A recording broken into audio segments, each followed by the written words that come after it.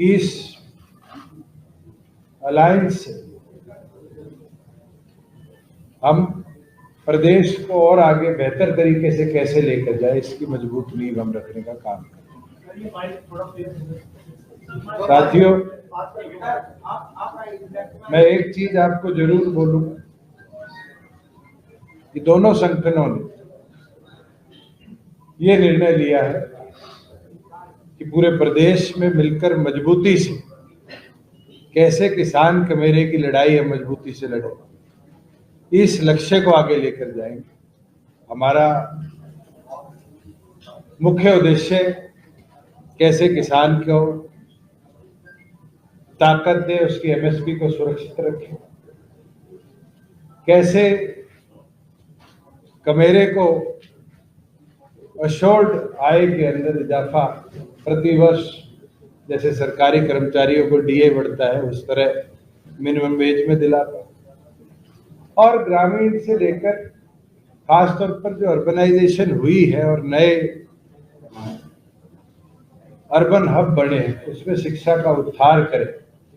इस उद्देश्य को लेकर हम आगे बढ़ने का काम करें। हमारा टारगेट यही है कि हम प्रदेश के प्रत्येक विधानसभा में 36 बिरादरी को साथ ले मजबूती से इस लड़ाई को लड़ने का काम कर पाएंगे। मैं 2-4 वाक्य पुराने याद दिलाना चाहूंगा। जब बोट क्लब के ऊपर स्वर्गीय काशीराम जी ने एक धरना दिया था, उस समय सबसे पहले उनका साथ देने बोट क्लब पे चौधरी देवीलाल जी पहुंचे और उन्होंने एक ही मांग रखी थी कि डॉक्टर अंबेडकर को भारत रत्न से सम्मानित किया, और चौधरी देवीलाल जी का वादा था। और बड़ी खुशी की बात है कि जब चौधरी देवीलाल जी इस देश के उप प्रधानमंत्री बने तो प्राथमिक तौर पर डॉक्टर अंबेडकर को भारत रत्न से तो सम्मानित किया गया, भारत रत्न के साथ साथ पार्लियामेंट के अंदर भी उनका स्टैचू का अनावरण किया गया, स्टैचू लगाया गया, और दोनों ने मिलकर देश भर में कैसे हमारे ऐसी साथियों का सम्मान बढ़े, इस पे अनेक कदम उठाए। 1977 के अंदर जब चौधरी देवीलाल जी प्रदेश के मुख्यमंत्री बने तो उन्होंने एक कदम उठाया कि हरियाणा प्रदेश की प्रत्येक गांव में ऐसी साथियों के ब्याह में कोई बारात आ जाती थी, रुकने की व्यवस्थाएं नहीं होती थी, तो उसके लिए ऐसी चौपाल बनवाने का काम किया जो आज पूरे प्रदेश में, और उसके साथ साथ नंबरदारी को कैसे एससीबीसी के साथियों तक पहुंचाया जाए, उसके ऊपर उन्होंने विशेष कदम उठाए। और मुझे खुशी है कि हमने भी, चाहे वो प्रमोशन के अंदर 20% हिस्सेदारी एससी समाज को, चाहे उन एससी चौपालों का दोबारा से रीडेवलपमेंट का काम, अनेक योजनाएं अपने समय में बनाने का काम किया। मैं तो एक चीज कहूंगा कि हम मिलकर, और एक एडवांटेज भी है, शायद आप में से बहुत कम साथी जानते हैं, हम दोनों 36 के हैं, और दोनों मिलकर मैं मानता हूं कि अगले 40-50 वर्षों तक कैसे किसान कमेरे को ताकत मिले, इस संघर्ष को, इस देश की बढ़ोतरी में हिस्सेदारी में कैसे बढ़े, इसके अंदर लड़ाई को लड़ते रहेंगे। मैं दोबारा चंद्रशेखर जी का, उनके पूरे टीम का स्वागत करता हूं कि हरियाणा प्रदेश के अंदर जो एक कदम आज हम मिलकर उठा रहे हैं, ये कदम आने वाले हरियाणा के भविष्य की एक मजबूत नींव मिलकर लिखने का काम करेगा, और मजबूती के साथ दोनों संगठन प्रदेश की 90 के 90 विधानसभा सीटों को लड़ेंगे भी, जीतेंगे भी, और हरियाणा प्रदेश में मैं कह सकता हूं कि युवा सरकार बनाने का काम करेंगे, जो गरीब की, कमेरे की, मजदूर की, छोटे दुकानदार की,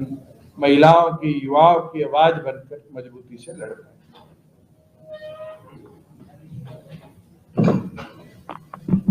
क्लब में ये जो घोषणा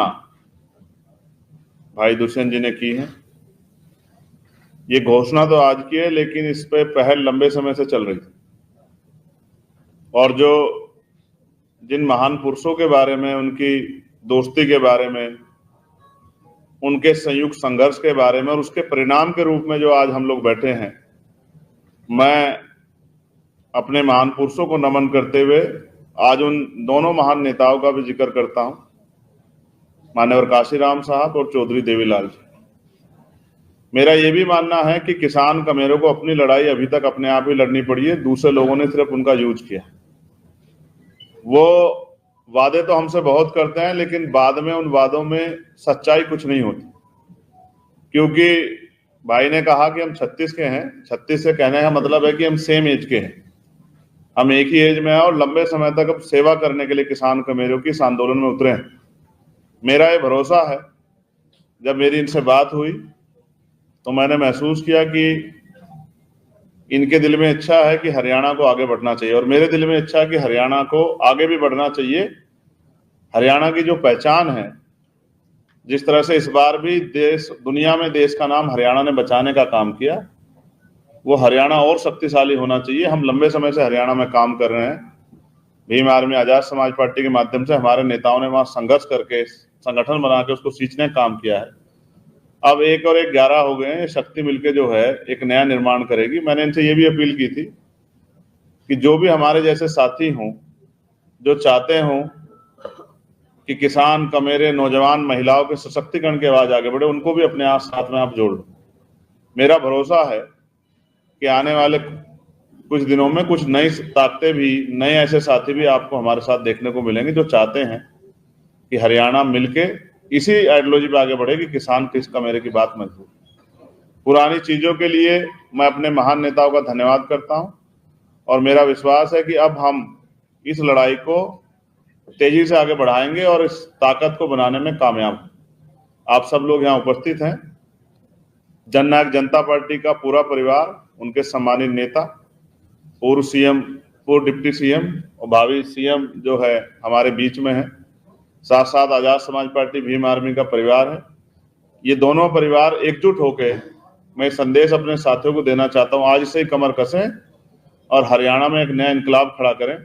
ऐसा मेरा विश्वास है। और बाकी चीजों को हम धरातल पे संघर्ष करके उतारें। धन्यवाद। चीज बतानी भूल गया, सीट शेयरिंग के ऊपर हमारी चर्चा भी हो। 70 सीटों पर जननायक जनता पार्टी चुनाव लड़ेगी और 20 सीटों पर आजाद समाज पार्टी काशीराम चुनाव लड़ेगी, और दोनों पार्टियां मिलकर पूरे प्रदेश का रोड मैप, रूट प्लान भी जल्द आपके बीच में पब्लिश कर देंगे। जोन जोन से जिले हमने चुने हैं, उनके अंदर कैसे कैसे सीट शेयरिंग होगा,